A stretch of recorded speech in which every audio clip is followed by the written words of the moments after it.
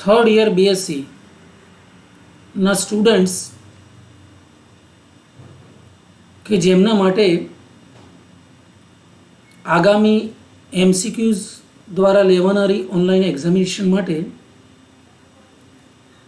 CCCH 601 जो paper है, पहला पेपर यानी कि प्योर इनऑर्गेनिक केमिस्ट्री का पेपर, जिसमें first unit is chemical bonding. तो केमिकल बॉन्डिंग के बारे में आज मैं आपके लिए बहुत महत्वपूर्ण ऐसे MCQs लेके इस वीडियो मैंने बनाया है। आशा करता हूँ कि आप सभी मित्रों को ये वीडियो बहुत पसंद आएगा। और एक और भी बात बता दूं कि इसमें मैंने जो भी क्वेश्चंस लिए हैं दोस्तों, ये केमिकल बॉन्डिंग में आने वाले जो हाइब्रिडाइजेशन का एक छोटा सा टॉपिक है, उस टॉपिक के ऊपर मैंने कुछ MCQs आपके लिए तैयार किए हैं जो आपको बताने जा रहा हूँ। तो दोस्तों देखिए, कुछ इम्पोर्टेंट MCQs जिसका पार्ट 1 मैं आपके सामने यहाँ पर इस वीडियो के रूप में पेश कर रहा हूँ। तो सुनिए MCQs about hybridisation.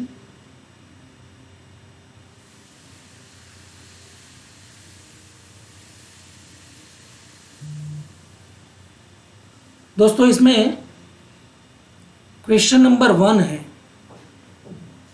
Hybridisation of acetylene is sp, sp2, sp3 और dsp2। दोस्तों ये 4 ऑप्शन मैंने आपके लिए यहाँ पर रखे हैं। तो आपको बताना है कि एसिटिलीन का जो मॉलिक्यूल है CH ट्रिपल बॉन्ड CH, उसमें किस टाइप का हाइब्रिडाइजेशन है। तो दोस्तों यहाँ पर मैं कुछ हिंट आपको दिखा रहा हूँ। आप देख सकते हैं एसिटिलीन जिसमें सेंट्रल एटम जो कार्बन है, उस कार्बन में किस तरह से हाइब्रिडाइजेशन होता है। तो यहाँ पर 2s और 2p यानी कि कार्बन की जो ये 4th वैलेंस है, हम जिसको हिंदी में चतुर्थक संयोजकता बोलते हैं, क्योंकि ये 2s का एक इलेक्ट्रॉन यहाँ 2pz में गया, so carbon gets its 4 valence. Okay, तो यहाँ पर ये चतुर्थक जो वैलेंस यहाँ कार्बन की है, उसमें एक s और एक p, ये दोनों ऑर्बिटल हाइब्रिडाइजेशन पार्टिसिपेट करती है और 2 हाइब्रिडाइज ऑर्बिटल्स हमें मिलती है। तो एक s और एक p कुल मिला के sp यानी कि 2 sp फॉर्म होती है, जो 180 डिग्री यहाँ पर देख सकते हैं आप। ये कार्बन है, इसकी 2 sp2, एक ये दूसरा वाला जो कार्बन है उसकी एक sp2 यहाँ पर है, दूसरी sp2 यहाँ पर है। तो इसी तरह से यहाँ पर एक sp एक sp कार्बन की और दूसरे कार्बन की एक sp, दोनों मिला के एक सिग्मा बॉन्ड यहाँ फॉर्म करते हैं और एक sp हाइड्रोजन के साथ यहाँ पर बॉन्डिंग करती है, दूसरा कार्बन यहाँ पर बॉन्डिंग करता है। तो इसी हिसाब से CH सिग्मा बॉन्ड CH और ये 2py और 2pz दोनों पाई बॉन्ड फॉर्म करती है। ठीक है, तो यहाँ पर हमें संकरण जो हाइब्रिडाइजेशन बोलते हैं वो दिखाई दे रहा है। इसका मतलब है आंसर विल बी ASP। तो एसिटिलीन का जो मॉलिक्यूल है वो लीनियर है, इसलिए इसमें sp हाइब्रिडाइजेशन पॉसिबल है। दोस्तों दूसरा क्वेश्चन है, shape of PCl5 molecule is. PCl5 molecule का शेप ट्राइगोनल प्लेनर है, लीनियर है, ट्राइगोनल पिरामिडल है कि टेट्राहेड्रल है। उसकी हिंट मैं दे रहा हूँ आपको। ये PCl5 का मॉलिक्यूल जिसमें सेंट्रल एटम जो फॉस्फरस है, उसमें इस तरह का ये हाइब्रिडाइजेशन आप देख रहे हैं, 3s फिर 3p एंड 3d।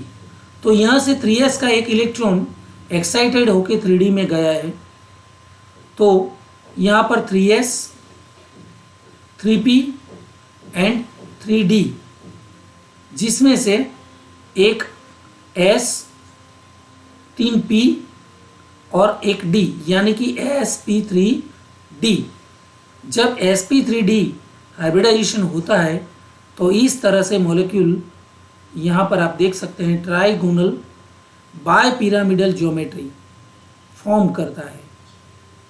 ठीक है, और ट्राइगोनल बायपिरामिडल ज्योमेट्री जब फॉर्म होती है तो यहाँ पर आप देख सकते हैं ऑप्शन जो है वो सी होना चाहिए।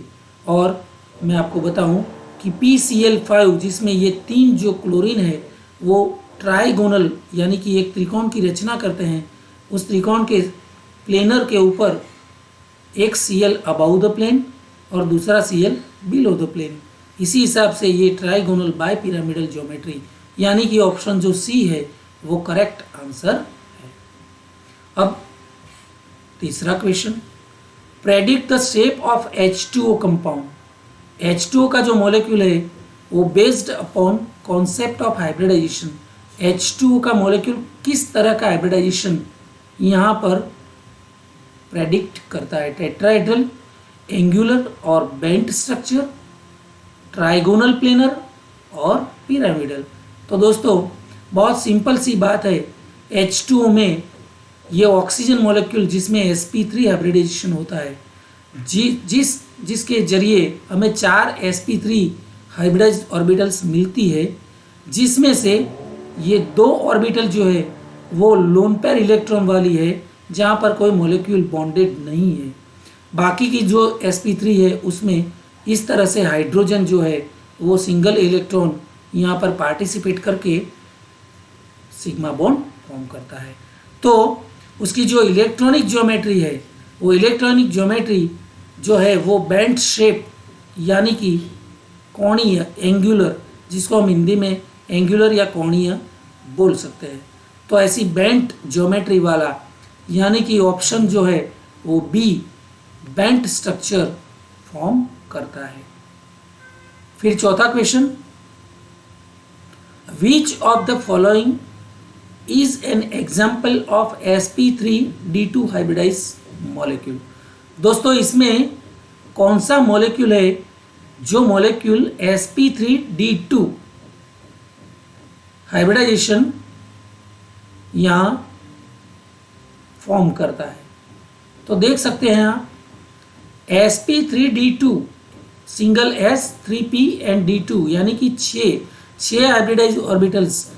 तो 6 हाइब्रिडाइज ऑर्बिटल्स सिर्फ और सिर्फ SF6 जैसे Ml6 टाइप के जो ऑक्टाहेड्रल मॉलिक्यूल होते हैं उसमें हमें दिखाई देता है। तो इसी हिसाब से ये SF6 है जिसमें इस तरह से ये 3s का एक इलेक्ट्रॉन यहाँ पर जाता है और 3p का एक इलेक्ट्रॉन भी यहाँ पर जाता है और sp3 और d2 इस तरह से 6 sp3d2 हाइब्रिडाइज ऑर्बिटल फॉर्म करता है, जो 6 यहाँ पर एक्सिस के ऊपर फॉर्म होती है और उसकी ज्योमेट्री बनती है ऑक्टाहेड्रल। तो ऐसे ऑक्टाहेड्रल मॉलिक्यूल्स जो है उसका बेस्ट एग्जांपल हमें SF6 यहाँ पर दिखता है। तो करेक्ट आंसर में भी सी SF6। अब दोस्तों question number 5, number of chlorine atoms which forms equatorial bonds in PCl5। तो दोस्तों यहाँ PCl5 का मॉलिक्यूल मैं आपको बता रहा हूँ। PCl5 का मॉलिक्यूल जो है उसमें ये जो ट्राइगोनल है उसके 3 कॉर्नर पे जो Cl एटम बॉन्डेड हुए हैं, अरेंज हुए हैं, उसको इक्वाटोरियल बोलते हैं। और ये जो है दोनों अक्सियल Cl है, एक्सिस के ऊपर है। ठीक है, तो यहाँ पर कितने Cl है जो यहाँ पर इक्वाटोरियल बॉन्ड्स फॉर्म करते हैं? तो जाहिर है कि आंसर 3 है ना, क्वेश्चन आंसर सी जिसमें 3 वो सही आंसर हमें दिखता है। दोस्तों question number 6, due to symmetric unsymmetrical structure यानी कि प्रतिसम्मितीय स्ट्रक्चर जो होता है, द मॉलिक्यूल हैविंग sp3d वाला जो कोई मॉलिक्यूल है यानी कि सिंगल s 3p और d 5 ऐसी हाइब्रिडाइज ऑर्बिटल्स, 5 हाइब्रिडाइज ऑर्बिटल्स किस में होती है?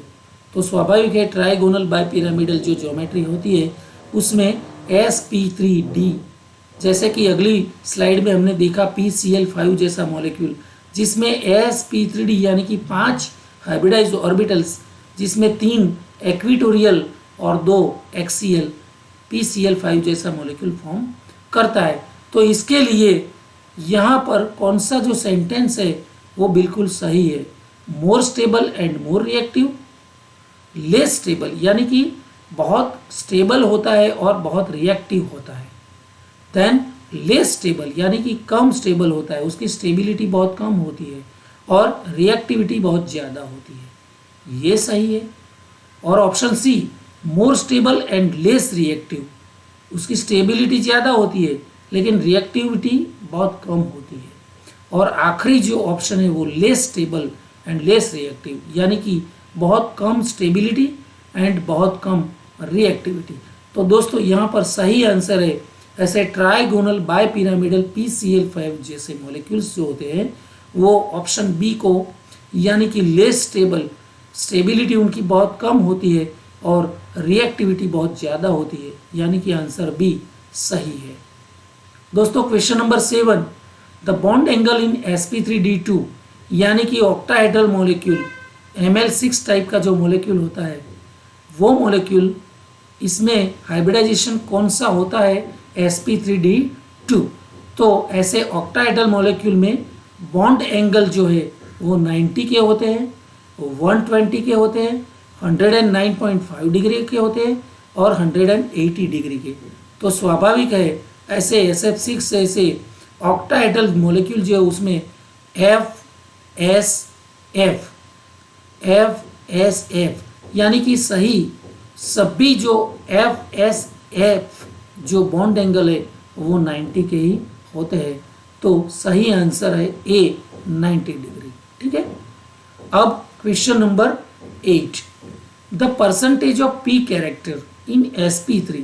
दोस्तों sp3 यानी कि टेट्राहेड्रल ज्योमेट्री मीथेन जैसे मॉलिक्यूल में, उसमें sp3 जो हाइब्रिडाइजेशन होता है तो उसमें P कैरेक्टर हर एक sp3 हाइब्रिडाइज ऑर्बिटल, जो 4 हाइब्रिडाइज ऑर्बिटल्स होती है उसमें P का कैरेक्टर कितना होता है, 25%, option B 50%, option C 75% and option D 66.67%। तो दोस्तों इसमें से सही आंसर ढूंढने के लिए मैं आपको थोड़ी हिंट देना चाहता हूँ। यहाँ पर कुछ सेंटेंस लिखे हैं जो थियोरिटिकल है, सैद्धांतिक उसके सेंटेंसेस है, जिसमें sp3 hybridize orbital has 25% of s character and 75% of p character, यानी कि हमें ऑप्शन सी सही लगना चाहिए।